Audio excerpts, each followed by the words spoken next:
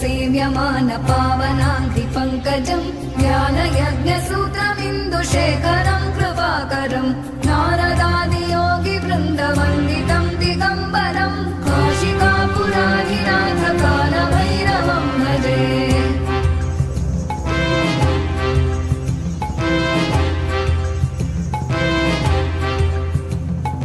भानुकोटिभास्वरं भवाभितारकं परं नीलकण्ठमीप्सितार्थदायकं त्रिलोचनं कालकालमम्बुजाक्षमक्षशूलमक्षरं काशिकापुराधिनाथ कालभैरवं भजे।